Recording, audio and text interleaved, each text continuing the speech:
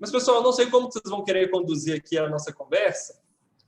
Se a gente pode bater um papo, a gente vai falando o que a gente está fazendo aqui, o que vocês têm mais interesse, porque o Ítalo, ele sugeriu essa agenda, ele propôs essa agenda, eu disponibilizei o nosso horário, convidei aqui a Isabela e o Fred, fazem parte da equipe, li um pouco sobre o LEAD, sobre a formatação de um grupo dessa associação de empresários que se reúne para melhorar a vida do Estado de Pernambuco e outras ações relacionadas ao Brasil como um todo, mas a gente não combinou nada de como seria a nossa dinâmica. Então, se vocês preferirem, eu faço uma apresentação padrão, abro o PowerPoint aqui, mostro o que a gente vem fazendo, ou a gente vai conversando sobre as nossas ações focadas na liberdade econômica e na desburocratização e, porventura, alguma outra ação que vocês possam ter interesse. Como que vocês preferem? Douglas, quanto tempo você tem para a agenda? Eu consigo ficar até 18. Nossa, maravilha, é uma bênção. Muito obrigado. Então, eu vou rapidamente dizer para você, a gente fez um paper que vai ser divulgado publicamente com as ações do Comitê de Desburocratização, que nasceu no dia 3 de fevereiro. Esse comitê, dentro do LEAD, o LEAD Pernambuco está completando 10 anos de atuação. Esse comitê nasceu no dia 3 de fevereiro. Eu vou rapidamente usar 2 minutos para... À vontade. Depois eu vou pedir para o João Paulo Rodrigues, que tem bastante experiência, advogado, ele é diretor nacional do Grupo Neoenergia. Ele cuida de toda a parte de relações institucionais do Grupo Neoenergia. É advogado, militante, foi integrante do staff da OAB, onde conduziu uma comissão na gestão passada, e é presidente, como eu disse, do Comitê Jurídico da Câmara Americana, que é muito forte em Pernambuco. É a segunda ou a terceira do país, junto com Campinas e São Paulo. E João Paulo, que também é nosso parceiro, filiado ao LEAD, uma pessoa que a gente tem muito respeito, ele tem uma experiência importante junto a um trabalho com a junta comercial daqui. E depois eu vou passando para o Alex, que é vice-presidente do comitê, para o doutor Felipe, que é procurador do Estado, e a gente vai trocando numa boa. Eu sou um mediador, mas sou uma pessoa que vou me posicionar pouco, vou preferir ouvir mais, porque doutor Felipe, doutor João Paulo, Alex, Manuel, eles têm mais intimidade com o tema. Então, a gente, no dia 23, no dia 4 de março, houve uma reunião digital com Paulo Ebel, que coordenou até o final do ano de 19, eu acho, ou até o final do ano de 20. Ele coordenou lá a Secretaria Nacional de Administração e Governo Digital. Inclusive, o Paulo Ebel hoje, ele só completando, Drive, o Paulo Ebel hoje, ele é presidente do Conselho de Administração da Codenge, que é uma estatal nossa aqui do Estado, que vai ser privatizada. Então, ele está por dentro das nossas ações aqui do Minas Livre, ele dá diversos conselhos, e então a gente consegue bater essa bola aí, que o Paulo Ebel é um cara, assim, sensacional, e um dos motivos da gente estar fazendo hoje no Estado é pelo trabalho do Paulo Ebel em âmbito federal. Que bom, Douglas. A gente faz coro a tudo que você disse. Eu, particularmente, sou grato ao Paulo, que é meu amigo particular. Antes de ocupar essa função, a gente já tinha uma relação bem sólida. E aí ele disse o seguinte: olha, existem 3 atividades importantes para vocês focarem: simplificação normativa, digitalização de serviços públicos e aplicação da Lei de Liberdade Econômica no âmbito estadual e municipal. Aí, beleza. A gente seguiu e se reuniu com o secretário de Desenvolvimento do Governo do Estado, o secretário de Desenvolvimento Econômico da cidade do Recife, secretário de Desenvolvimento Econômico de Jaboatão de Guararapes, que é uma cidade grande, que tem colada com o Recife.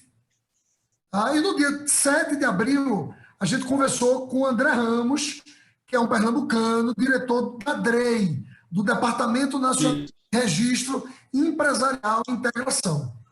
Foi bastante rica a conversa com ele, vários pontos. onde ele, inclusive, posiciona Pernambuco muito mal, do ponto de vista da colocação para abrir uma empresa e etc. e tal. Então, foi isso. Na sequência, nós temos dentro do comitê o diretor regional da Deloitte, Edson Cedrais, um economista liberal bastante conhecido aqui da nova geração, chamado Écio Costa, e Maurício Garcia, que não está no comitê, mas é colaborador do LIDE há 8 anos, é meu amigo, que é ex-diretor do IBOP. E eles três formataram uma pesquisa bem extensa, bem profissional, sobre desburocratização, que eu vou fazer a questão de compartilhar com você por WhatsApp. Então, assim, e aí a gente decidiu trabalhar isso dentro do público do LIDE. E eu estou no meio do caminho trabalhando. Hoje eu recebi os números atualizados dessa pesquisa, que é uma pesquisa que leva 12 minutos e não é uma pesquisa que todo mundo vai responder, não. Mesmo assim, a gente teve no universo do LIDE Pernambuco 287 pessoas que abriram a pesquisa. Dessas 287, 131 conseguiram concluir a pesquisa, o que é um número bem bacana. E aí eu agora vou trabalhar em cima desse número para tentar me aproximar o máximo possível do número de 200 questionários respondidos. Com base nisso, a gente vai consolidar esse pacote de informações que vai dar um norte para onde a gente vai. E a segunda etapa, depois disso, é trabalhar isso fora do público do LIDE, para tentar conseguir pelo menos mais 150, 200 questionários respondidos, para que a gente possa ter aí uma massa bem substancial de informação para compartilhar com o poder público, com todo mundo, que vai estar ao lado do comitê, no esforço para desenvolver esse trabalho. E aí esse paper ele vai ser finalizado até sexta-feira, com essa reunião de hoje, Douglas, com você, onde a gente vai estar pontuando de maneira muito objetiva os principais nortes que a gente vai ganhar a partir da interação com você. Então, a moral da história é esse. Se você quiser ver o rosto das pessoas que compõem o comitê de desburocratização, basta você abrir as redes sociais do LIDE Pernambuco, ou no LinkedIn, ou no Instagram, ou no Facebook. E você vai ter as 10 pessoas que compõem, excluindo aí eu, Daniel, que somos do Ítalo, que somos do staff do LIDE. Você vai ter no LinkedIn, onde a gente tem uma participação consistente, no Instagram, basta botar LIDEP ou LIDE Pernambuco, e você vai ter lá a foto e a referência de cada um dos participantes. Bom, com base nisso, eu queria que você fizesse uma introdução. João Paulo, em seguida, pega a palavra, porque ele está muito azeitado com isso, e aí a gente vai conversando. Tá bom? Perfeito, perfeito. Bom, o caminho que vocês estão seguindo, eu diria que é o caminho certo, pela nossa experiência aqui no âmbito do Estado. E o que o Paulo Ebel comentou com vocês é a diretriz que a gente seguiu, de fato, aqui no Estado de Minas Gerais. Em 2019, ainda com o MP 881, de liberdade econômica, a gente iniciou a elaboração do Minas Livre para Crescer. O Minas Livre para Crescer, a gente tem só um objetivo aqui no Estado: tornar o nosso Estado mais fácil para se empreender do Brasil. Colocar Minas Gerais na vanguarda de ações focadas na liberdade econômica e na desburocratização. Trazer, de fato, o liberalismo econômico na prática pública, na essência das ações de Estado. Eu sou de carreira, o Frederico também é de carreira, nós somos da Escola de Governo aqui da Fundação João Pinheiro, nós somos servidores efetivos. Nós vamos ficar aqui por mais tempo, mas estamos há mais tempo no Estado. Mas nós tivemos uma grande janela de oportunidade com a eleição do governador Romeu Zema.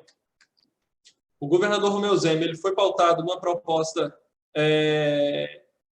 explicitamente liberal, focada na redução do Estado, focado na priorização do setor produtivo, na redução da presença do Estado dentre as relações privadas, e isso, para a gente que é liberal, eu sou liberal, Frederico é liberal, a Isabela é liberal, foi muito cômodo. Somado a isso, a um governo federal alinhado também com essas diretrizes.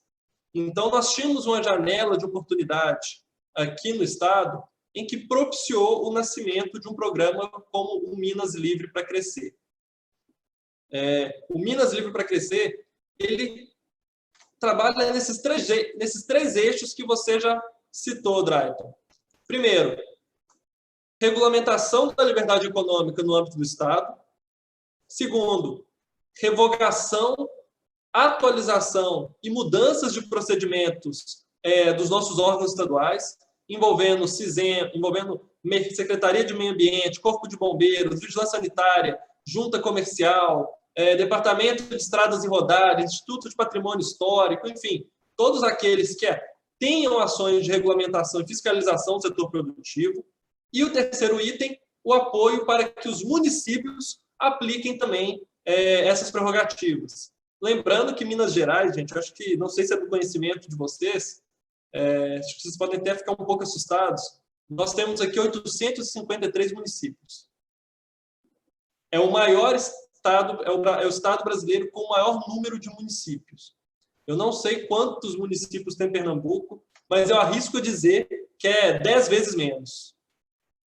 Que deve ter uns 80, 90 municípios, assim, no máximo. 184, acho que vocês entenderam assim. 185 ou 184? 185. Então, assim, eu errei aqui por 80, vai, mas ainda assim são 700 municípios a menos. E Minas Gerais tem uma natureza, eu vi o Drayton comentando que ele conhece Minas Gerais, Montes Claros, Belo Horizonte, Tiradentes, Ouro Preto. Nós temos aqui no estado regiões que são tão ricas quanto países escandinavos, quanto os países da Suíça, Suécia, Finlândia, Alemanha, os grandes países europeus, e países tão pobres quanto aqueles subsaarianos, Quênia, Sudão, enfim. E nós temos que estar atento a todas essas realidades. Então, nós atuamos nesses três eixos: aplicação da Lei da Liberdade Econômica no Estado, desburocratização e levar isso para os municípios. O primeiro, eu vou falar aqui por eixo, o eixo aplicação da Lei de Liberdade Econômica. O que a gente fez? A gente tinha dois caminhos para trazer. A Lei de Liberdade Econômica, ela é uma lei geral de direito econômico, em que diversos aspectos não há opção do ente federativo em cumprir ou não, ele tem que cumprir, é uma questão que regulamenta a Constituição Federal, altera o Código Civil, é uma lei de impacto geral, mas existem outros aspectos que são prerrogativas dos entes federativos, estados e municípios. O que a gente fez? Ao invés de ficar esperando a Assembleia de Minas ter uma lei estadual de liberdade econômica que trouxesse isso para a administração pública estadual, a gente atacou nas duas frentes. Trabalhamos com o deputado Bartô, que é do Partido Novo, um texto em que seja aquilo que o Executivo entende como uma boa legislação de liberdade econômica. Então, já encaminhamos para a Assembleia, ele fez a iniciativa do parlamentar, mas com subsídios nossos. Já foi aprovado em primeiro turno no final do ano passado a legislação. Mas a gente sabe o rito legislativo como ele é. Então, o que a gente fez? Fizemos uma regulamentação por meio de decreto, regulamentando a lei federal. Trouxemos para o Estado de Minas Gerais a Lei de Liberdade Econômica por meio de um decreto, assegurando as questões que já são de direito colocadas, assegurando a aplicação dos direitos estabelecidos pela Lei de Liberdade Econômica e trazendo para a administração pública, para os órgãos estaduais, tudo aquilo que a Lei de Liberdade Econômica preconiza. Então, a gente fala de aprovação tácita, análise de impacto regulatório, classificação de risco, a vinculação das decisões administrativas, equiparação de documentos físicos ou digitais, presunção de boa-fé, enfim, tudo aquilo que o escopo da legislação de liberdade econômica traz. Hoje nós temos em Minas Gerais que todos os órgãos públicos do Estado de Minas Gerais já têm estabelecidos e regulamentados os atos passíveis de aprovação tácita, sejam eles ligados ao meio ambiente, sejam eles ligados à vigilância sanitária, ao Corpo de Bombeiros, à Polícia Civil, enfim, todos aqueles órgãos que tenham impacto no ambiente econômico, tenham atos de liberação, hoje no Estado de Minas Gerais, estão passíveis de aprovação tácita. A partir de janeiro de 2021 até junho de 2021, até daqui a pouco, são 120 dias, de julho a dezembro, 90 dias, e a partir de 2022, 60 dias. Se o Estado não responder àquela solicitação do empreendedor, está automaticamente aprovado, está tacitamente aprovado. Análise de impacto regulatório. Estamos finalizando a aplicação e regulamentação dela nesse próximo mês, mas o nosso decreto já traz essa prerrogativa, então qualquer norma que porventura venha a impactar no ambiente de negócios do Estado de Minas Gerais, vai ter que passar por uma prévia análise, que é a análise de impacto regulatório. E um ponto que, quando a gente sempre fala, nós somos vanguarda nisso, não é à toa, a classificação de risco. A Lei de Liberdade Econômica trouxe o componente do nível risco 1, 2 e 3, sendo que o 1 é dispensado de qualquer ato público de liberação, qualquer autorização do poder público para exercer atividade, essas atividades de baixo risco. O nível risco 2 é aquelas que você pode funcionar, depois o poder público vai fiscalizar se você está dentro ali dos padrões. E o terceiro, que é o nível de risco 3, são aquelas de alto impacto, que necessitam de autorização do poder público para funcionar. E como que funciona essa classificação de risco? Principalmente para aquelas de risco 1. Elas envolvem de modo simultâneo que seja classificado como de nível de risco 1, aspecto sanitário, ambiental e predial. Aqui em Minas, eu acho que é uma dificuldade que todos os estados têm, sofrem dessa dificuldade, é que os órgãos ambientais, salvo raríssimas exceções, não trabalham com a classificação do CNAE, não trabalham com o CNAE. Eles utilizam normativos próprios que vão ali do impacto ambiental daquela atividade econômica. Então, isso vem, inclusive, de normas do IBAMA, enfim. Aqui no Estado, a gente tem ainda a deliberação normativa 217, que os órgãos ambientais cumpriam. Mas o problema dela é que o risco ali das atividades estava nessa deliberação, que não estava traduzido pelo CNAE. Então, um trabalho conjunto que nós fizemos com o SEBRAE daqui, com a Secretaria de Desenvolvimento Econômico, com a Secretaria de Meio Ambiente, fazer um DIP para o que essa deliberação 217 traz de risco das atividades ali que dependem de licenciamento ambiental, trazendo para o CNAE. Nessa composição, conseguimos extrair esse CNAE, essa lista de todas as atividades classificadas sujeitas ao risco ambiental, e, no final do ano passado, fizemos uma deliberação junto à nossa rede SIM, ao CGSIM estadual, que é ligada ao CGSIM nacional. Nós dispensamos mais de 600 atividades econômicas, 600 CNAEs de alvará de funcionamento. Em Minas Gerais, mais de 600 atividades econômicas são consideradas de nível de risco 1. Nós somos o primeiro lugar do Brasil nesse quesito. A título de comparação, vocês devem ter esse conhecimento, o governo federal trabalha com a tabela de 287 atividades. Então, nós mais do que dobramos a classificação. E, seguindo essa linha, nós fomos também o primeiro estado do Brasil a classificar em nível de risco 1, 2 e 3 todas as atividades econômicas dos órgãos licenciadores. Então, órgão ambiental, órgão sanitário e o Corpo de Bombeiros têm a classificação definida por CNAE no nível de risco 1, 2 e 3. E nas próximas semanas vamos fazer uma nova regulamentação disso, do qual provavelmente vamos passar de 670 atividades dispensadas de alvará, ou seja, que não precisam de autorização do poder público para funcionar. Consolidando ainda mais Minas Gerais como o estado que tem o maior número de atividades dispensadas de alvará, de autorização do poder público.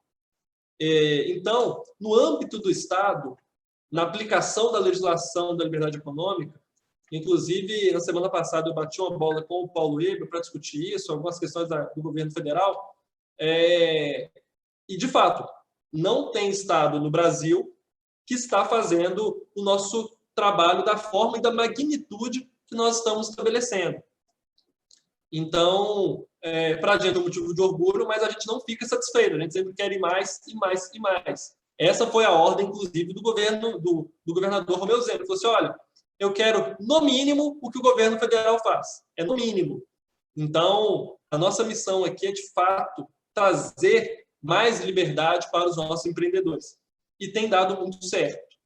Hoje, a título de comparação, na última gestão, no governador Fernando Pimentel, de 2015 a 2018, que foi o mandato dele, Minas Gerais trouxe em investimentos cerca de 27 bilhões de investimentos privados. Protocolo de intenção. Hoje, o governador Romeu Zema, em 2 anos e 4 meses de governo, são 120 bilhões de reais. São 5 vezes mais o que o governo antigo fez em 4 anos, a gente fez em 2.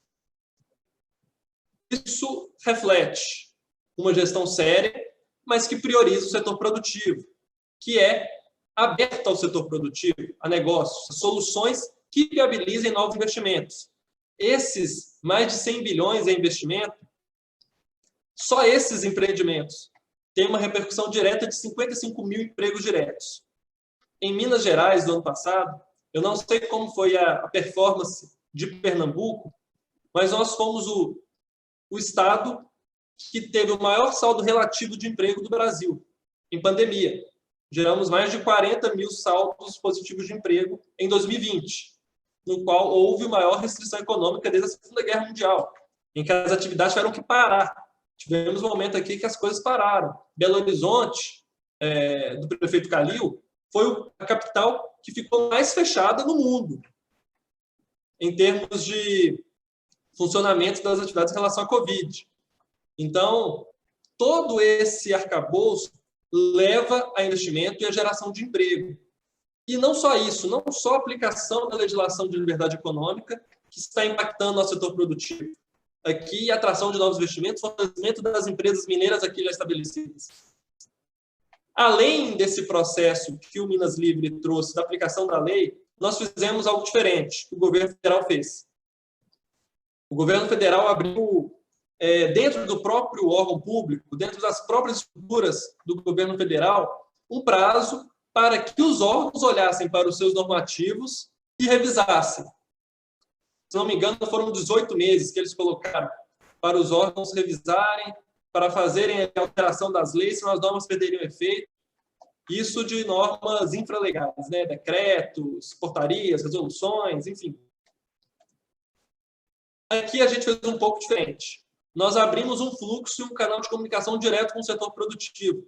O Estado tem 90 dias para dar uma solução para o problema que o mercado aponta para o governo de Minas Gerais.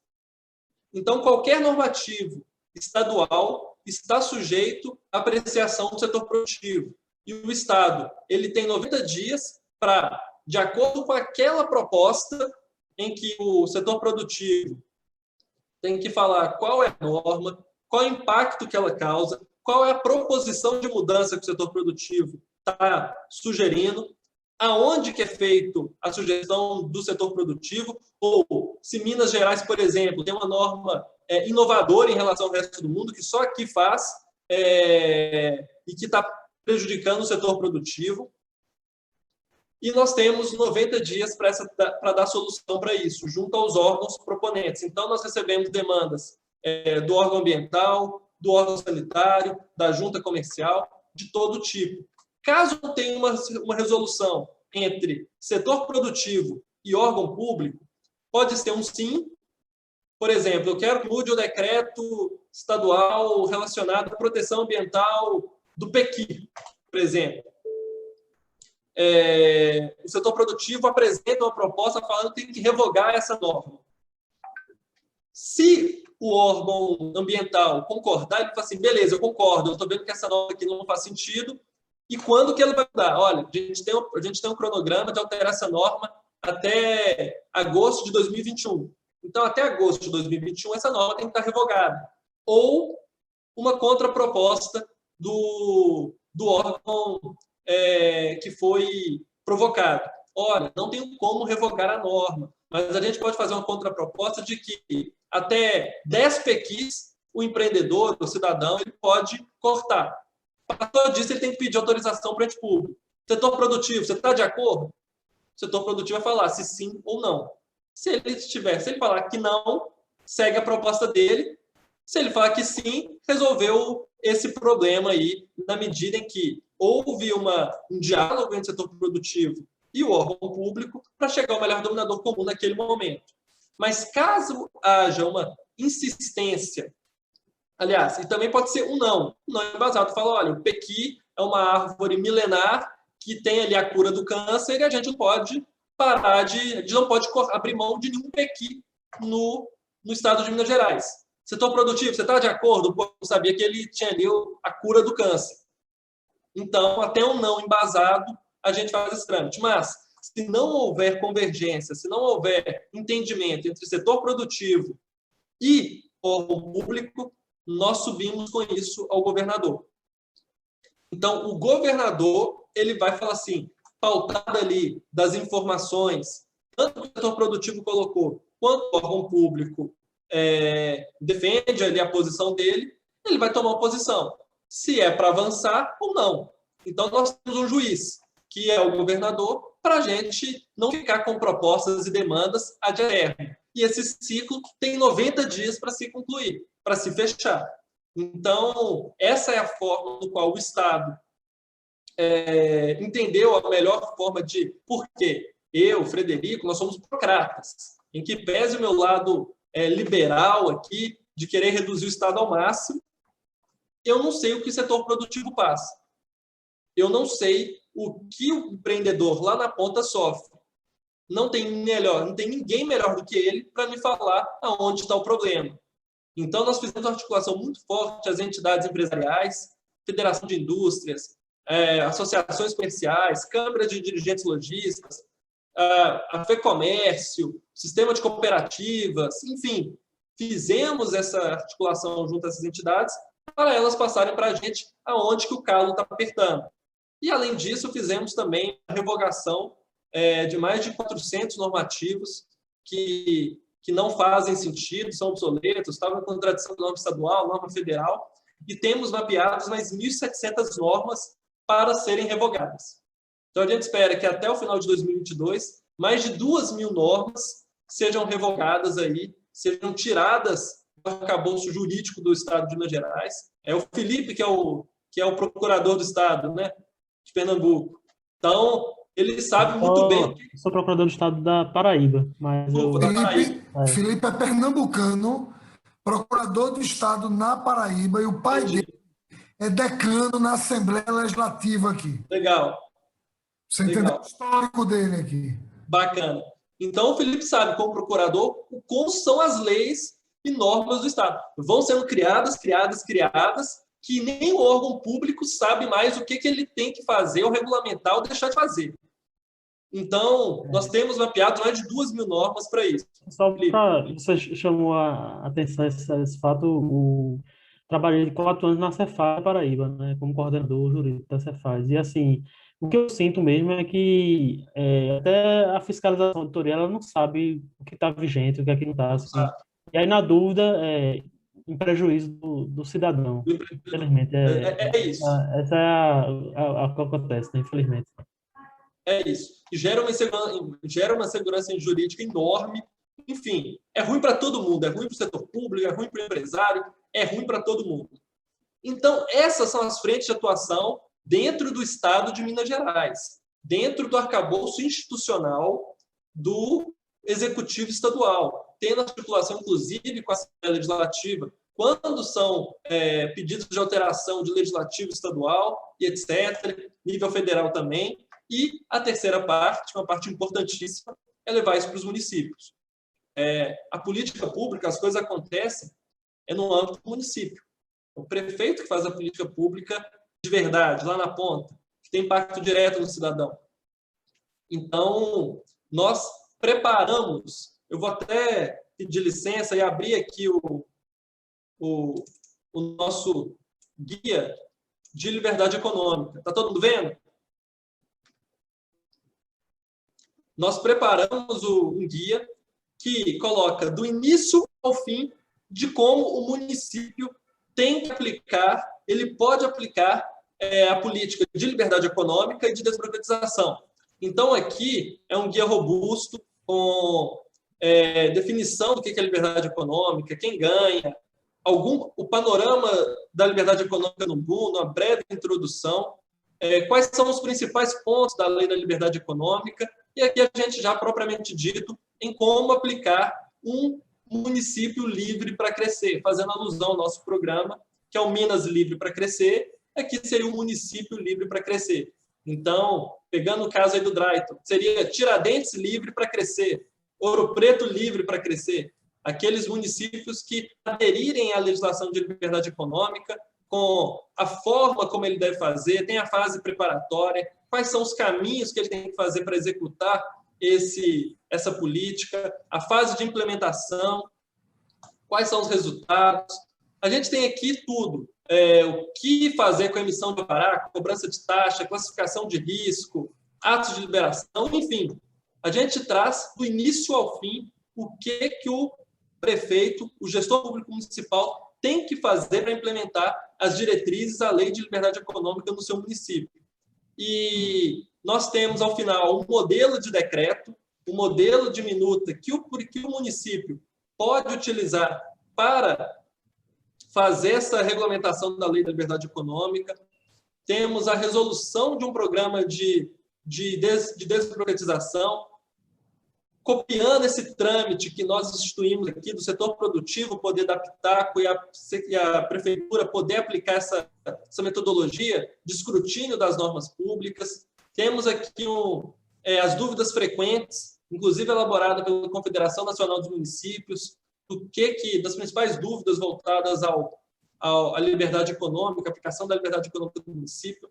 Então, nós preparamos esse material e apresentamos aos municípios. Todo prefeito, todo gestor público que a gente conversa, a gente entrega, tem a versão impressa, tem a versão digital e tem a versão impressa. Nós fazemos questão de entregar para o prefeito, tirar uma foto com ele, fazer um vídeo falando que ele vai aplicar a legislação de liberdade econômica no seu município. Além dessa... Douglas, você consegue mandar esse material por WhatsApp? Eu já estou conectado com você. Isso é de uma riqueza enorme, pelo amor de Deus. Você consegue compartilhar isso? Eu vou fazer melhor aqui, eu vou compartilhar com todos aqui. Isso tudo está online no nosso site. Eu vou colocar aqui o link, que se você quiser esconder qualquer coisa, é só colocar em um site público, em um site de governo ou no Diário Oficial. Você não acha nada nesses lugares. A internet ficou devagar aqui. Aí, além disso, se você tiver em PDF, por quê? Porque está tudo aqui. A gente pode construir. A gente pode construir. Eu já consegui aqui, Fred. Pronto. Mas se você tiver em PDF também, é importante, porque a gente tem como construir muita capilaridade para esse material. Aproveitar da isso é de uma riqueza enorme, Nossa Senhora. Então, já aqui, nesse link que eu passei, tem tudo do Minas Livre. Tem a legislação de Minas Gerais, tem um Power BI que a gente montou para acompanhamento das proposições que o mercado encaminha para o Estado. Dessas proposições foram mais de 230, mais de 160 foram acatadas, que a gente já está em processo de implementação. Então, tem o Guia Municipal de Liberdade Econômica, tem a nossa resolução que dispensa as atividades, tem a parte da aprovação tácita, tem tudo aí nesse link. E além desse guia que a gente apresenta aos municípios, nós preparamos, junto com a Fundação João Pinheiro, que é, como eu disse, é a instituição do Estado responsável pela formação dos gestores públicos estaduais. Eu sou administrador público, assim como o Frederico, como eu disse, formado na Escola de Governo da Fundação João Pinheiro. Então, eles têm um know-how sobre aplicação de política pública. E nós, enquanto Secretaria de Desenvolvimento Econômico, estamos patrocinando a Fundação João Pinheiro para capacitar 300 gestores municipais, são eles prefeitos, secretários de Desenvolvimento Econômico, de 150 municípios mineiros, em que eles vão ter um curso de 30 horas, focado em liberdade econômica, regularização fundiária urbana, atração de investimento e planos diretores. E compliance também, compliance. Então, estamos bancando para que os municípios tenham essa instrumentalização. De 150, pelo menos em 2021, 150 municípios devidamente capacitados, orientados. E nós temos como objetivo, até o final de 2022, que pelo menos 150 municípios tenham legislação própria de liberdade econômica e um programa de desburocratização.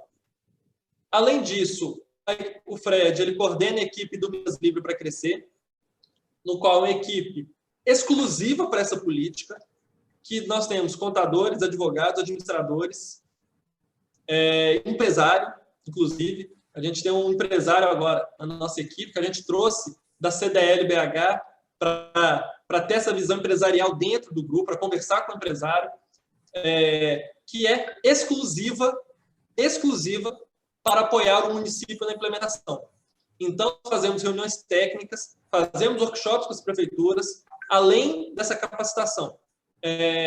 Desde janeiro, quando a gente efetivamente colocou o carro na rua para os prefeitos, para as prefeituras, nós, se eu não me engano, Fred, já foram mais de 10 municípios com legislação aplicada e com outros 20 municípios já estão prontos com o decreto prontinho, só esperando que o secretário vá lá fazer um ato político, fazer uma demonstração, e a gente faz questão disso. Sempre que a gente possível, nós colocamos o governador Romeu Zema, o vice, que é o Paulo Brant, o secretário de Desenvolvimento Econômico, nessas ações, para dar difusão e visibilidade para quem está fazendo. Aqueles municípios que aplicam a legislação de liberdade econômica são melhores pontuados na nossa agência de investimento, que é o INDE. Então, quando o investidor vem em Minas Gerais interessado em investir, nós apresentamos a eles aqueles municípios que estão mais fáceis de se investir. Então, isso facilita demais a atração de investimento. Então, é algo que tem dado muito resultado. A gente espera que nesse ano, pelo menos 70 municípios tenham legislação de liberdade econômica. E, assim, quando a gente fala de Minas Gerais, 150 ainda não representam, como eu disse, nem 25% dos municípios. Mas como é um trabalho de formiguinha, de convencimento do prefeito, de não só ter um normativo publicado, mas que ele aplique e efetive essa política, para a gente prefere ir com calma, mas quem sabe ao final aí a gente não tenha mais de 200, 250 municípios aderidos à Lei de Liberdade Econômica. Porque o nosso objetivo, de fato, é tornar Minas Gerais o lugar mais fácil para se empreender do Brasil. E isso, para a gente, é missão, e a gente hoje tem como isso a principal meta de governo aqui, é ser amigos de quem produz. Parafraseando mais uma vez o governador Romeu Zema, o carrapato ficou maior que a vaca. Nós temos que diminuir esse carrapato. Não tem jeito. A vaca não dá mais conta, ficou sem sangue, não está dando mais leite, e a gente tem que ou matar o carrapato ou diminuir ele ao máximo. Então, a gente não tem outra alternativa. E Minas Gerais hoje é um estado que sofre muito com déficit fiscal enorme. É notícia nacional, né? Que Minas Gerais, Rio Grande do Sul e Rio de Janeiro são sempre os três. As piores condições fiscais do Brasil. Herdamos 30 bilhões em restos a pagar da última gestão, incluindo fornecedores, 13º e outros déficits relacionados ao ICMS. O governo anterior se apropriava do ICMS dos municípios. Então, ICMS, PVA, cota parte desses municípios. Imagina só o Felipe, que é advogado, lá, um procurador estadual, explicando como que um governador se apropria do ICMS do município, da cota parte dele. Então, Minas Gerais, o governador Romeu Zema, em 2 anos, pagou 3 décimos-terceiros e, além disso, pagou 2 vezes a cota parte dos municípios no ICMS, conseguindo trazer essa tranquilidade para o prefeito fazer a gestão. Na Covid, conseguimos ampliar o número de leitos aqui. Eu também, junto com a Secretaria de Educação, com o secretário Fernando Passalho, fomos responsáveis pela montagem do Plano Minas Consciente, que foi o plano de retomada, que inclusive São Paulo, Rio Grande do Sul, se basearam ali para tomada das atividades econômicas. Minas Gerais, da região sul e sudeste, é o que tem o menor índice de mortalidade. Dobramos o número de leitos de UTI, eram 2.000, passou para 4.000. Ampliamos a nossa nota no IDEB, o índice de criminalidade caiu 33% no estado. Então, isso é fruto de um governo sério, um governo que prima pela austeridade, que prima por saber aonde ele deve entrar. E, infelizmente, no Brasil, a gente perdeu a mão faz muito tempo nisso. Então, a gente tem aqui essa oportunidade de fazer uma gestão diferente, junto com o governo federal, em que pese os problemas do governo federal tem, enfim, eu não quero saber disso, eu quero saber o que eles têm de bom para oferecer. E, felizmente, para a nossa área tem muita coisa boa e a gente está fazendo isso acontecer aqui no nosso estado, levando isso para os municípios. Não podemos deixar o cavalo passar riado, como costuma se acontecer no Brasil. Então, a gente trabalha com um horizonte de 4 anos, 2022, se o governador foi reeleito, eleito, enfim, não importa, a gente tem que fazer com que o trabalho aconteça dentro desse período e com perspectivas futuras. Para finalizar, só uma prova dessa diferença de gestão e de como que um governo sério faz diferença focado na iniciativa privada. Tivemos a tragédia no 25º dia de trabalho do governador Romeu Zema, tivemos o rompimento da barragem de Brumadinho, que foi um desastre completo. 4 anos antes, tivemos o desastre da Samarco, em Mariana. O governo passado fez um acordo de 5 bilhões de reais de uma função que não acontece nada, comandada pela Vale, pela Samarco, pela BHP, que é a Fundação Renova, de reparação não reparou nada. O governador Romeu Zema, junto com a equipe, junto com o TJ, junto com o Ministério Público Estadual, com a Defensoria, fizemos o maior acordo de todos os tempos em relação da América Latina, se eu não me engano, de reparação. 37 bilhões de reais em reparação a Minas Gerais. Então, vamos conseguir alavancar obras de infraestrutura, reparar as regiões que foram, os municípios que foram afetados, recuperar os danos ambientais e fazer obras de infraestrutura, fazer obras que vão dar possibilidade de atrair mais investimentos para o nosso estado. Então, em linhas gerais, essa é a forma do governo trabalhar. Estamos trazendo também, está até comigo, inclusive, essa política de regularização fundiária urbana, garantir o direito de propriedade das pessoas que estão ali morando há 10, 15, 20, 50, 100 anos, famílias que não têm o título de propriedade do seu imóvel. Estamos fazendo essa ação aqui. Esperamos que até 2022 a gente possa entregar cerca de 70 mil títulos de regularização fundiária. O governo federal vem com a Casa Verde e Amarela para fazer 200 mil no Brasil inteiro nesse aspecto de 2 anos. Nós queremos fazer só em Minas 70 mil com recurso próprio, ação nossa. Então, nós trabalhamos com os pilares do liberalismo, que é o direito à propriedade, a livre iniciativa e o respeito à vida. Então, aqui a gente trabalha com seriedade, felizmente, temos conseguido os resultados e a gente espera que Pernambuco possa fazer o mesmo. Nós queremos ser o primeiro, mas se Pernambuco for o segundo, a gente vai ficar muito feliz. E se forem primeiros por mérito, fazendo melhor a nossa política aqui, trazendo esse benchmark, vai ser um motivo de tamanho orgulho. A gente quer que o nosso estado, o nosso país cresça e que as oportunidades se tornem mais profícuas para todo mundo. E a gente conta, inclusive, com vocês para difundir essas políticas, que a liberdade, sempre a gente tem que falar dela, que ela é o único ponto que dá certo no mundo inteiro, e aqui no Brasil, aqui no nosso estado, aqui em Minas, não vai ser diferente. Falei demais, agora vamos conversar, né, gente? Douglas, muito obrigado. Foi um privilégio ouvir você. Eu queria uma autorização sua para pegar uma parte da sua apresentação, aquela que está mais focada na Lei de Liberdade Econômica e de Burocratização, que é a maior parte, e se você autoriza que a gente edite essa parte e distribua para os empresários do LIDE. Isso é uma consulta para você, porque, por enquanto, essa é uma apresentação. a parte que você falou de causa e ação em cima da Lei de Liberdade Econômica e tudo e tal. Pode ser? Eu vou... Me manda um... Não sei se você já mandou um oi aqui no WhatsApp. Vou te mandar. Me manda um oi, que eu te mando a apresentação em PowerPoint. Pode ficar à vontade para utilizar, disseminar. Falar bem da gente é o que a gente mais quer.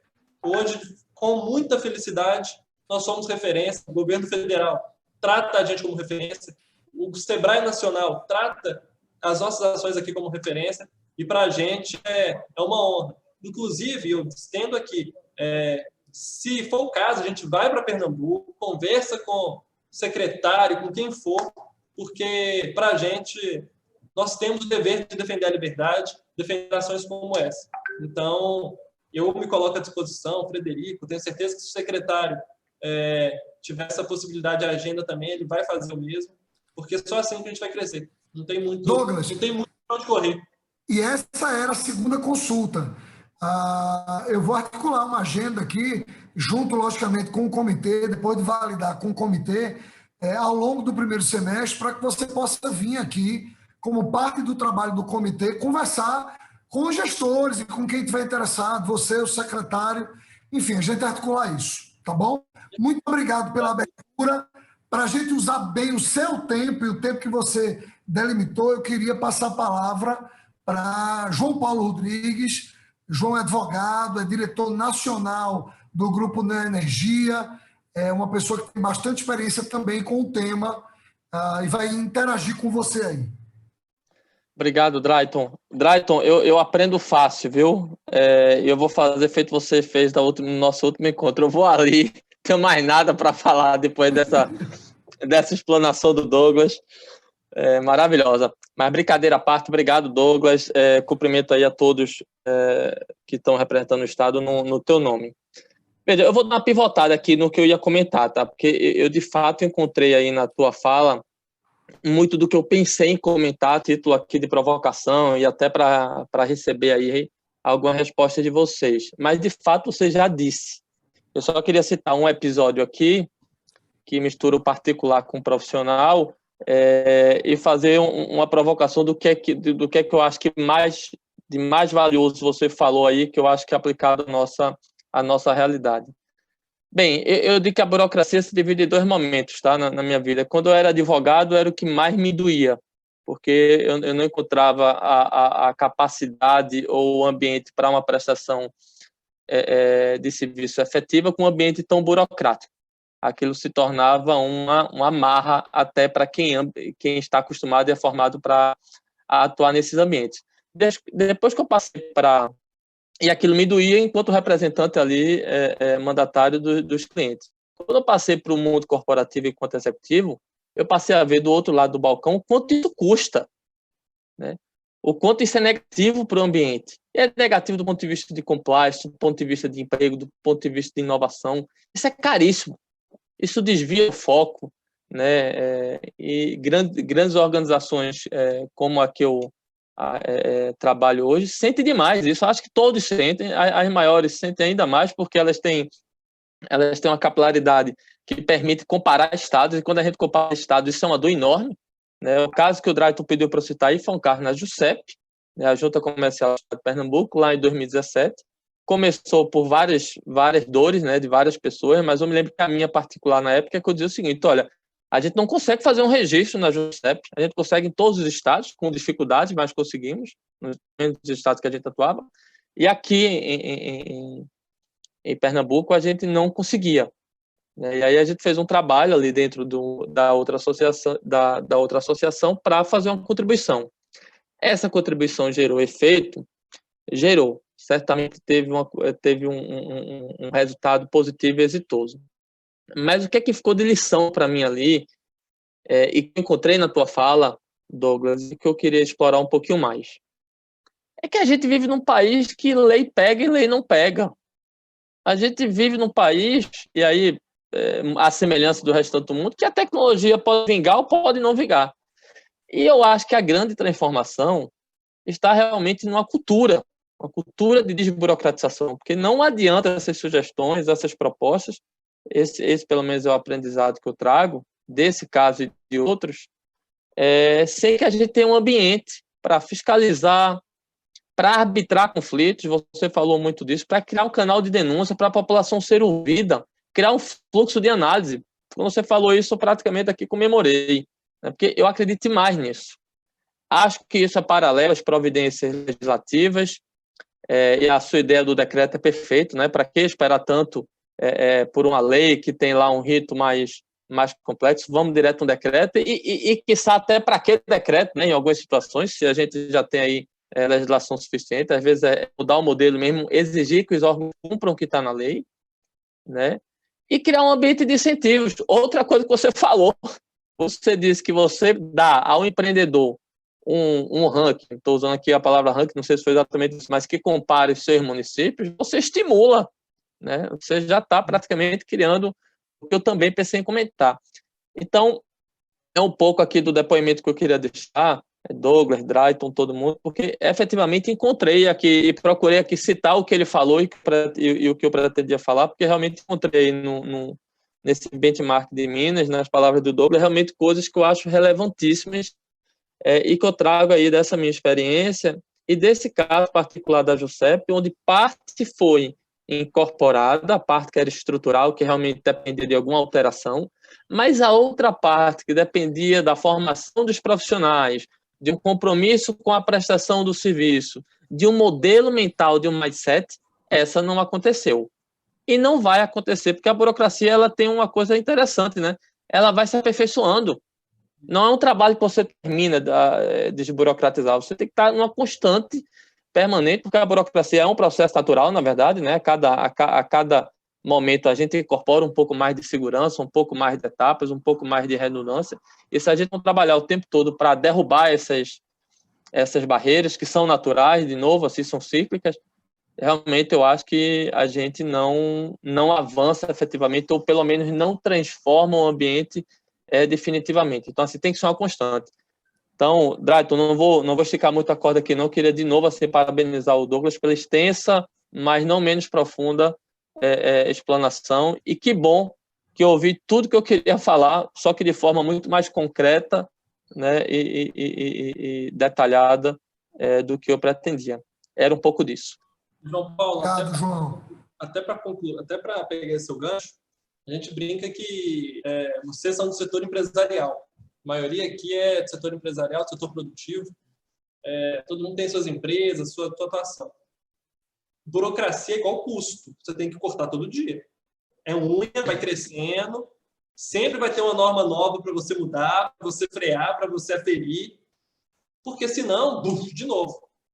Para o Estado diminuir, é uma luta constante.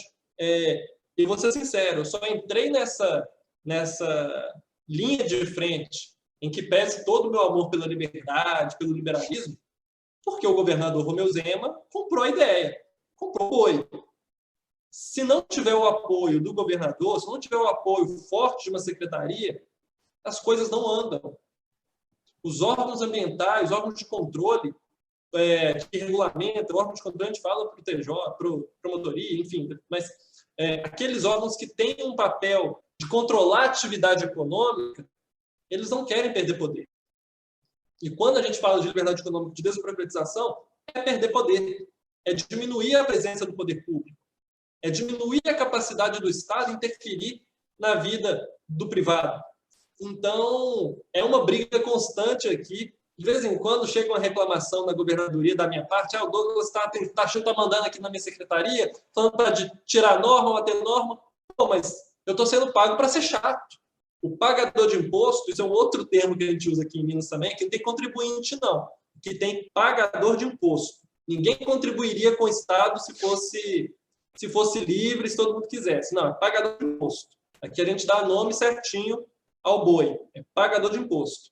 Então, para a gente é importante esse respaldo, senão as coisas não acontecem. Não acontece. Se não tiver um enforcement, um background que dê sustentabilidade, substância para essa política, não andaria. Porque a máquina é viva, a máquina vai bater, a máquina vai revidar. Isso daí é fato. Se eu estivesse agradando todo mundo aqui, dos meus pares, subsecretários, secretários, provavelmente eu estava fazendo alguma coisa errada.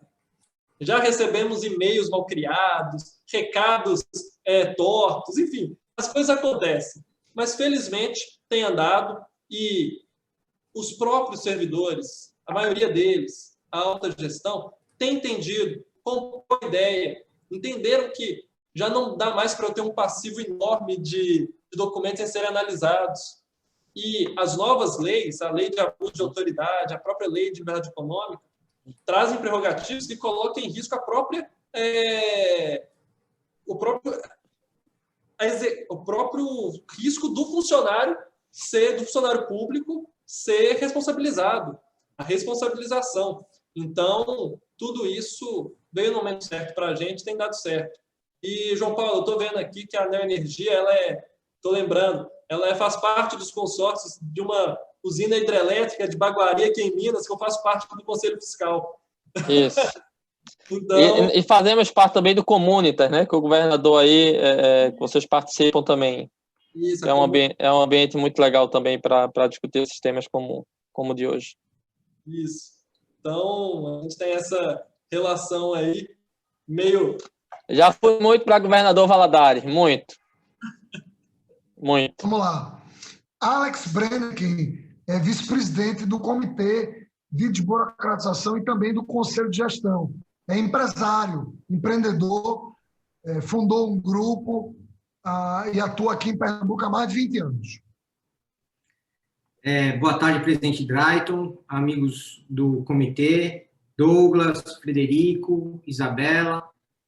Douglas, você não sabe o quanto você anima a gente como um funcionário público de carreira, foi o que eu entendi, né? Você ouvir você falar dessa forma tão livre e tão forte, quando eu anotei algumas palavras aqui, ou seja, você fala em liberdade para empreender, você falou em união, você fala em diálogo, você fala no Brasil crescer, ou seja, eu acho que a sua função é dar palestra para o funcionalismo público, porque... A gente faz muito isso. Cara, porque eu vou te falar, você anima muito, é bom demais a gente ouvir isso, ouvir que realmente o mindset está mudando, que a gente tem que realmente facilitar quem quer produzir dentro do país, porque no final das contas, nós que somos empreendedores, a gente que faz toda essa riqueza, faz a máquina girar. Então, assim, dentro, obviamente, da legalidade, eu acho que isso mesmo tem que ser... As portas têm que estar abertas para quem quer empreender. Eu sou empreendedor aqui, ou seja, eu trabalho no ramo de trading, eu tenho logística e tenho energia também da parte de energia solar. Assim, a dificuldade de você tirar um alvará aqui é um negócio absurdo. Você leva, às vezes, 6 meses para tirar um alvará. Então, assim, você está pedindo autorização para fazer com que a prefeitura receba mais recurso e a prefeitura está travando. E um dos entraves que a gente conhece aqui é que existe uma cadeia remuneratória dentro dessa burocracia, que é uma cadeia, né, que é o consultor, que você fala, pô, tá travado aqui, o cara diz, fala lá com fulano, tal, não sei o quê. E eu acho que quando o Estado realmente entra e mostra que tem a lei para ser cumprida, faz um decreto e passa por cima de tudo isso, isso dá uma segurança enorme para quem quer empreender dentro do Estado. Então, você chegar a empreender em Minas, você se sente muito mais confortável, muito mais seguro do que em outro estado, que você sabe que não vai ter ali um decreto, alguma coisa que te ampare. Então, olha, parabéns, dá para ver que você é jovem, já vi aqui que você tinha ali um símbolo do São Paulo Futebol Clube, então a gente tem algo em comum ali, pois é. Então, assim, cara, parabéns pelo trabalho que vocês estão fazendo, parabéns para Minas Gerais, que realmente siga de exemplo aqui para a gente, que a gente possa fazer um trabalho diferente aqui em Pernambuco, que possa entregar aqui um legado que realmente mude e que Pernambuco também aqui na região Nordeste volte a ter o protagonismo que sempre teve. Parabéns aí para você e para sua equipe. Obrigado. Obrigado, Alex. Manuel Ferreira Neto é vice-presidente de um grupo, Douglas, que trabalha com infraestrutura e logística. Ele atua em 5 verticais de negócios. Manuelzinho, use a palavra, meu irmão. Obrigado, Drayton. Douglas, você animou muita gente, como todos já bem disseram. Realmente, é difícil empreender no Brasil e você mostra aí como a gente pode até se motivar. E eu acho que o mais bacana de tudo que você falou foi a implantação do plano de ação de vocês aí no governo de Minas, onde vocês conseguem engajar todos os municípios com o princípio justamente de ranquear, que é o que até João Paulo falou aí, que se você não tiver esse engajamento, não tem como sair do canto, porque tem que ter engajamento e tem que dar a mão de todos, senão o público não sai do lugar para que essa pauta ande. Então, acho que foi bem motivacional, até para o comitê nosso. Acho que o passo a passo de todo mundo que a gente vinha escutando, o diagnóstico que a gente está elaborando junto ao nosso questionário, e o momento em que a gente vem a escutar você, soa muito bem para tudo que a gente está vivendo e até para motivar esse comitê a ir mais para frente, né, Drayton? Muito obrigado, Manuelzinho. Concordo 100% com cada palavra sua. Acho que a Douglas é a concretização do que a gente tem ouvido, e de repente a gente está ouvindo alguém que está fazendo, e que está fazendo em ritmo acelerado, e que tem o apoio do governador. Ele deixou bem claro que é, no fundo, um princípio de gestão, né? Você ter apoio da alta direção para construir qualquer diretriz que envolve cultura. Douglas, como é que você lida com o bom funcionário público e com o mau funcionário público, aquele que está contrariado, porque aquele cara era o cara que ganhava em cima disso? Como é que você tem lidado com isso? São 2 coisas, Drayton. Até coloquei aqui, eu te mandei inclusive no WhatsApp também, Drayton, 2 workshops que nós fizemos aqui. Um que foi feito pela Secretaria de Desenvolvimento Econômico, explicando para o público interno aqui do governo os efeitos da nova legislação de liberdade econômica, e o outro que foi feito, se não me engano, na semana passada, o tempo está passando tão rápido, pelo nosso órgão ambiental, um órgão ambiental falando da aplicação da legislação de liberdade econômica. A gente teve isso aqui em Minas. Eles fizeram um webinário riquíssimo, mostrando como foi a classificação de risco, um simulador, a questão da aprovação tácita. Eu falo um pouquinho sobre a política global do Estado. Então, depois, acho que vale a pena vocês darem uma olhada, porque serve de exemplo para o que vocês querem levar aí, inclusive levar isso para o servidor público. Bom, por exemplo, na minha equipe, eu sou de carreira, o Frederico é de carreira. Acabou. O resto, todo mundo é comissionado. Eu tenho uma diretriz diferente um pouco do convencional. Eu gosto de servidor comissionado. Por quê? Eu posso mandar embora. Eu tenho a prerrogativa, se a pessoa está entregando ou não, mandar embora. Se eu tenho uma equipe de efetivo, o que eu faço? Rezo, eu olho para cima e tento resolver sozinho. Então, eu tive essa possibilidade de montar um time técnico, um time que são liberais de carteirinha. Eu tenho que fazer prova para entrar na minha equipe, tem que responder. Eu tenho um tanto de livro aqui, ó, não sei se vocês estão entrando, livro de Mises, Hayek, é no mínimo isso.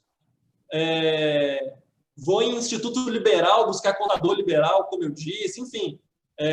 Essa é a nossa missão. Então, eu não tenho por que tentar criar um time com pessoas que pensam diferente. Para o inferno. Quando a esquerda assume o poder, eles só colocam gente da esquerda. Por que eu vou ter que ter gente com pensamento diferente do meu? Não. A gente tem que pegar e executar. A missão é essa e tem que fazer. Então, a gente teve essa possibilidade de montar um time liberal. Então, a minha equipe tem essa gestão. Isso na Secretaria de Desenvolvimento Econômico, que é a primeira vez, eu digo, a primeira vez de todos os tempos que existe uma Secretaria de Desenvolvimento Econômico no Estado de Minas Gerais, que ela olha para o ambiente de negócios. Antes, a Secretaria de Desenvolvimento Econômico servia para atender as grandes empresas, fazer a gestão das estatais, atender as grandes empresas, fazer missão em Dubai, em Xangai, em Nova York, servia para isso. Hoje a gente entende que o papel da secretaria hoje são 3. Atrair investimento e privatizar. É para isso que a gente está aqui. Se a gente não cumprir, se a gente não entregar esses 3 objetivos, falhamos, erramos.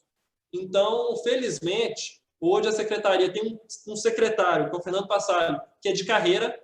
Ele começou na secretaria em 2008 como auditor interno, superintendente, subsecretário, secretário adjunto e secretário, um técnico, sem conchavo com a Assembleia, em que pese ele ter grande respeito dos deputados, seja de oposição quanto da base aliada.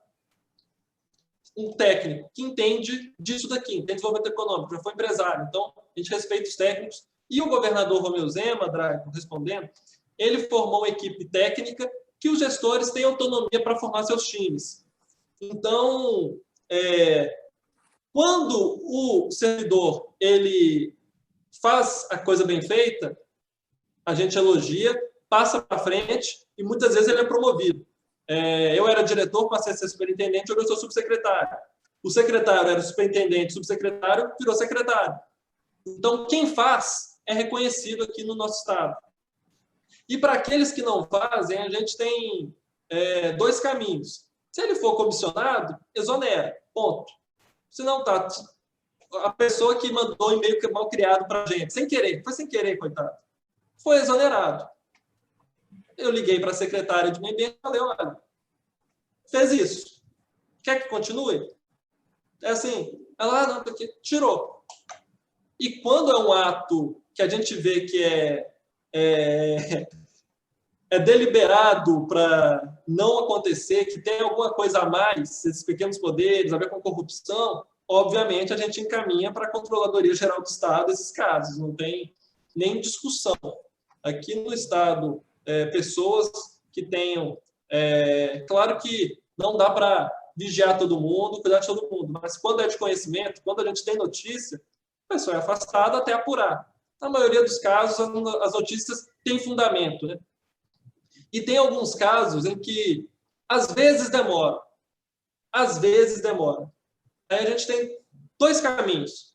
Primeiro, o governador dando a porretada de cima para baixo, falando para fazer. E o segundo, que é mais delicado, a gente utiliza a Controladoria Geral do Estado para acompanhar as ações de desburocratização. Então, aprovação tácita. A Controladoria Geral, ela não serve apenas para aferir se está dentro, se está havendo desvio de conduta, desvio de recurso, não. Ela serve, inclusive, para apurar se a política pública está sendo implementada. Então, nós utilizamos a Controladoria Geral para monitorar se as ações de desburocratização estão sendo feitas. Aprovação tácita. O Controlador Geral manda um ofício para todos os secretários, lembrando, né, gente? A gente primeiro lembra. E aí, vocês estão aplicando? Como é que estão as coisas? Não demora 3 dias para o negócio vir redondo. Então, a gente vai dando esses enforcements, cercando a burocracia, aqueles que têm áreas que são mais xiitas do que outras, né? Tem áreas que têm ali uma questão ideológica muito enraizada. Então, a gente tem que ir com cuidado. Tem a questão do servidor ser efetivo, enfim. Mas a mudança acontece. Não no ritmo que a gente gostaria, mas ela vai acontecendo. E a gente está levando isso também para os municípios. Muito obrigado, Douglas, pela sua explanação.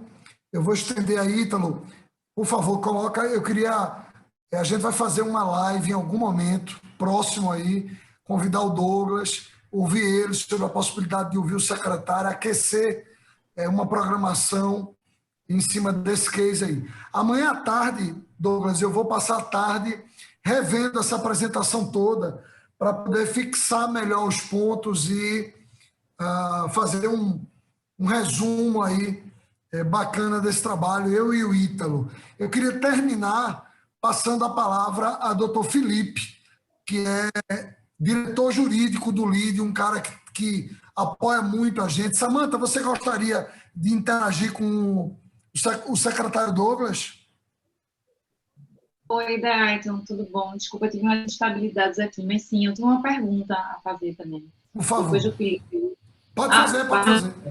Ah, tá, desculpa. Se eu perguntar alguma coisa que foi explanada em um momento desse que eu caí, eu peço já desculpa, mas se não, aí fica válida a pergunta. É o seguinte, eu acompanhei em algum momento você falando sobre a questão dos processos, né, a respeito de que esses processos, sobretudo que estavam em andamento, eles ficavam sendo acompanhados em um BI. E aí, como eu atuo aqui mais na área de tecnologia, e aí eu fiquei pensando, quais os projetos, se houve, né, também alguma iniciativa especificamente para projetos de tecnologia para suportar os processos de vocês aí, se vocês têm alguma recomendação nesse critério para que a gente possa ajudar a tecnologia para acelerar esses cenários. A gente fez aqui uma tecnologia no setor público sempre é muito complicado, né? Porque os sistemas não conversam um com o outro, são pouco integrados e o custo para isso sempre é muito elevado. O BI, respondendo essa questão, foi feito interno aqui para o estagiário. O estagiário da nossa assessoria estratégica aqui fez o BI, mandou bala e a gente consegue ter essa dinâmica. As propostas do Minas Livre para crescer, essas proposições de mudanças, elas vêm pela Ouvidoria Geral do Estado. Tem lá a ferramenta que já desce pela Ouvidoria Geral do Estado, que inclusive vai correndo o prazo dentro da ouvidoria, dentro da plataforma Simplifique. Quanto a essa questão das tecnologias, desde 2000 e... Fred, me corrija se eu estiver errado, tá? Desde 2016 que a gente usa o SEI, 2017... Por aí, 2016 começou em alguns órgãos, aí depois foi expandindo. Eu acho que 2018 estava no estado inteiro. Nenhum órgão público hoje pode despachar por papel. Todos os processos são tramitados dentro de um sistema, que é o SEI, que todos os órgãos são envolvidos. Então, toda a documentação, despachos, tudo é feito pelo SEI. Então, tem mas isso é para o público interno do Estado, né? Então, hoje o Estado, ele conversa pelo SEI. E a Secretaria de Meio Ambiente, a Junta Comercial, os órgãos que fazem isso, têm cada vez mais aplicado aí tecnologias de sistemas, de simplificação de processos. Hoje, nós temos aqui vinculadas a Secretaria de Desenvolvimento Econômico, as agências metropolitanas de Belo Horizonte e de Patinga, que fazem ali a anuência prévia de solo, a anuência toda digital. Então, a gente está indo nessa linha de digitalização. Claro, existem alguns procedimentos ainda que o empreendedor tem que ir lá no ponto de atendimento, esse tipo de coisa. E um outro ponto que é coordenado pela Secretaria de Planejamento, a gente tem um aplicativo, depois eu acho que é até interessante vocês olharem, baixarem, chama MG App. Lá tem praticamente todos os serviços que o Estado oferece. Então, conta de água e luz, que é feito por duas estatais aqui ainda, que a gente quer privatizar, que é a Copasa e a CEMIG. Você consegue retirar lá carteira de identidade, CNH, pontuação, atestado de antecedentes criminais, serviços sociais, AVCB do Corpo de Bombeiros, enfim, tudo isso está nessa plataforma que é o MGE, que consegue integrar. Então, claro que ainda tem muito para o Estado avançar, um sistema conversar com o outro, mas na parte de digitalizar, de informatizar isso, a gente tem um ambiente satisfatório, diria. Muito obrigado, Douglas. Última intervenção para a gente encerrar na hora de doutor Felipe de Moraes. Secretário Douglas, agradeço aí pela explanação, agradeço a todos da LIDE também. Essa agenda ela foi fruto de um contato através do LinkedIn, né? Isso mostra como funciona de forma republicana, né? O governo do Estado. Aí a gente nem conhecia ninguém, mas aí conversei, vocês responderam, né? E agradeço muito por isso, vocês terem essa atenção. teria essa acessibilidade, que isso é que o Brasil precisa mesmo. E, assim, só uma pergunta e uma sugestão sobre o que você falou, que era aquela questão do licenciamento ambiental, por que o governo federal não faz para o CNAE? Eu fiquei em dúvida nisso aí. Deve ter uma norma ambiental, né, que fixa a questão de estudo, impacto, tudo, mas assim, será que não tinha como ter um regime simplificado para algumas... Assim, o problema da legislação ambiental que cada órgão tem, que cada ente, né, tem a competência ali até concorrente para legislar e tudo. Envolve aí essa tripartite aí de opções. Mas não sei. Eu não sei se tem uma questão legal. Eu realmente não sei. Inclusive, a gente apresentou o que nós fizemos ao governo federal, e eles estão conversando com a nossa Secretaria de Meio Ambiente. Quem sabe não faz essa padronização que facilitaria muito para todos os estados e municípios. Porque eu vejo que isso é um problema. Todo gestor de estados, nós temos na região sul e sudeste o COSUD, que é o Consórcio Desenvolvimento do Sul, do Sudeste do Brasil, que envolve aqui a região sul e sudeste. Quando a gente apresenta algumas ações das Minas Livres, todo mundo fala, realmente é uma dificuldade que nós temos também. Então, é algo comum. Agora, por que o governo federal não faz? Aí eu não sei. Vamos procurar saber, né? Mais um abraço aí, boa noite para todos. Eu posso até te complementar, Douglas, que a nossa Secretaria de Meio Ambiente fez a correlação dos CNAEs com as atividades ambientais e colocaram também um simulador no site. Antes de protocolar, você já consegue ver qual seria o seu enquadramento, né? E se for classe 1, classe 2, né, você já consegue dar andamento no seu processo, né? Isso também é uma coisa que saiu aqui do programa, né?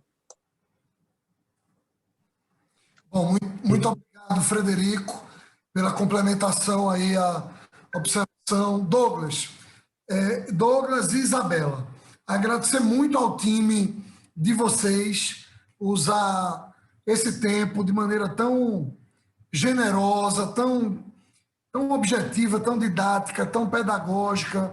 Então, a gente agradece muito. Douglas, eu vou aceitar o convite. Se eu for no dia 19, eu te falo antes para a gente tomar uma cerveja. Para a gente sentar junto, tomar uma cerveja por aí. E eu vou... Veja, daqui saem alguns movimentos bem bacanas. Um deles, vários movimentos, mas um deles diz respeito a uma live que eu vou querer fazer usando Minas como exemplo. O outro é uma articulação que eu vou fazer com o poder público local aqui, para tentar construir uma vinda sua a partir da ação do comitê para a gente construir um ambiente presencial com esse diálogo, tanto em petit comitê, só com o núcleo de governo, para vocês conversarem, como também com prefeitos, vamos tentar construir o melhor ambiente aqui para trazer um exemplo tão bacana e que está rodando tão bem. Então, eu fico aqui à inteira disposição. A gente pode tomar uma cerveja, se você quiser vir aqui tomar um café na cidade administrativa, para eu te mostrar como é funcional a cidade administrativa. Eu vou. Tenho certeza que eu vou. Eu vou adorar andar 20 minutos com você.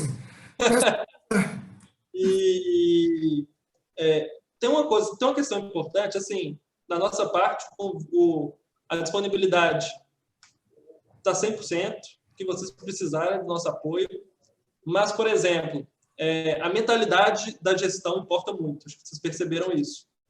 Eu não conheço o Paulo Câmara, nunca ouvi falar dele, a não ser por mídia, rede social, nunca tive nenhum contato pessoal, enfim, nunca tive.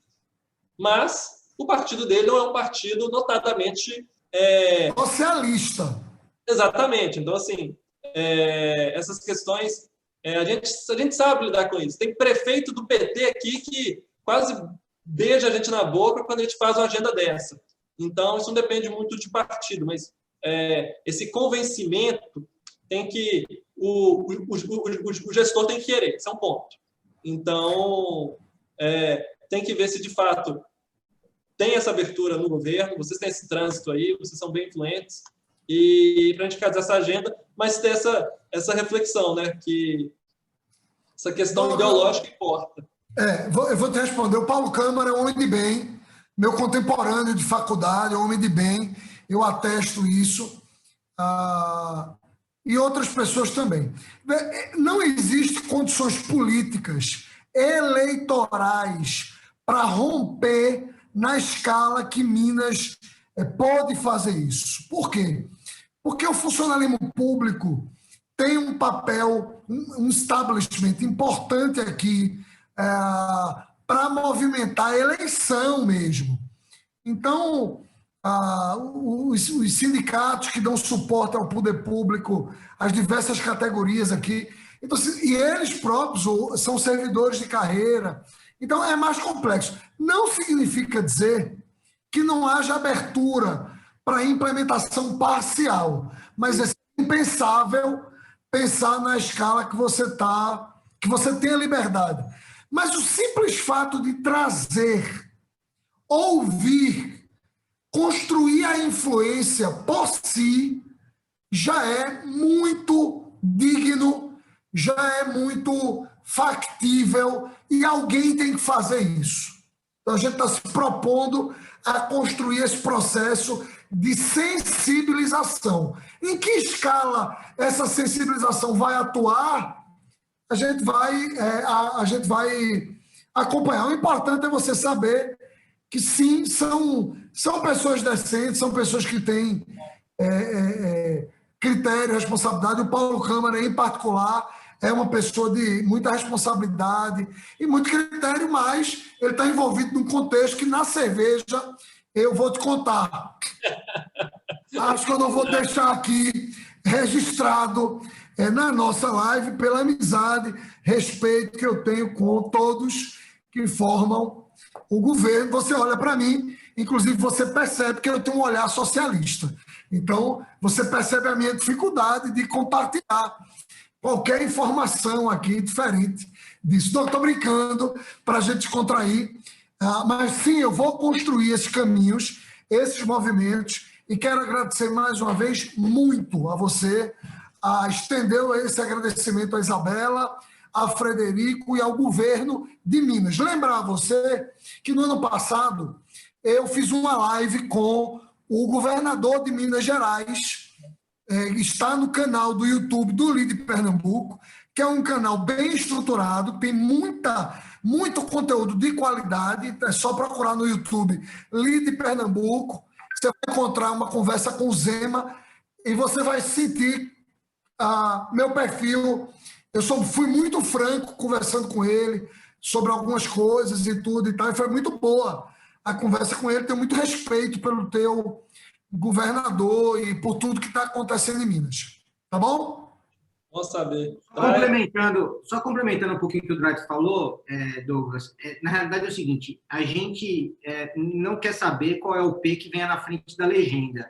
A gente está tentando construir um diálogo para mostrar que Pernambuco quer crescer, se Pernambuco quer sair do estágio que está, a gente vai precisar fazer algumas mudanças. E essas mudanças a gente está indo atrás para promover dentro de um diálogo bem saudável. Então, assim, é questão de escolher. Não, eu quero Pernambuco do jeito que está, tá bom? Ok. O que vai acontecer é que a maioria dos empresários vão começar a sair daqui, como muitos já saíram. Vão para os estados vizinhos, vão para o sul do país. Então, assim... Para Minas. Inclusive tem uma aqui, a Raimundo da Fonte está em Minas, está se instalando uma unidade em Minas. Então, veja, é uma questão... Se vocês estiverem incomodados com Pernambuco, sintam-se bem recebidos em Minas Gerais, tá? Se não, então aí, vem para cá que aqui tem oportunidade. Pois é, então é exatamente isso. A gente está buscando um diálogo para tentar mudar a realidade do Estado. E é isso. Muito obrigado, gente. Obrigado a Brenken, vice-presidente do Comitê de Burocratização e do Conselho de Gestão. Obrigado a Felipe Moraes, diretor jurídico do LIDE, procurador de Estado. Manuelzinho Ferreira Neto, vice-presidente do Grupo Agemar. Daniel Asfora, presidente do LIDE Futuro. Ítalo Estima, que nos deu todo esse suporte todo suporte aqui. Samantha Berenguer, minha amiga querida, Samantha é da área de tecnologia da informação, Douglas, tem um trabalho notável na área de mineração de dados aqui. Gente, obrigado a todos, tá? Vamos para frente. Douglas, eu vou dar notícia. Perfeito, perfeito. Primeira cerveja sua. Cerveja a cachaça. Boa noite e obrigado a todos aí, viu? Obrigado. Valeu. Obrigado, gente. Boa noite aí. Boa Valeu. noite a todos. Até mais. Boa noite, prazer. Muito obrigado a todos. Muito obrigado de coração. Obrigado.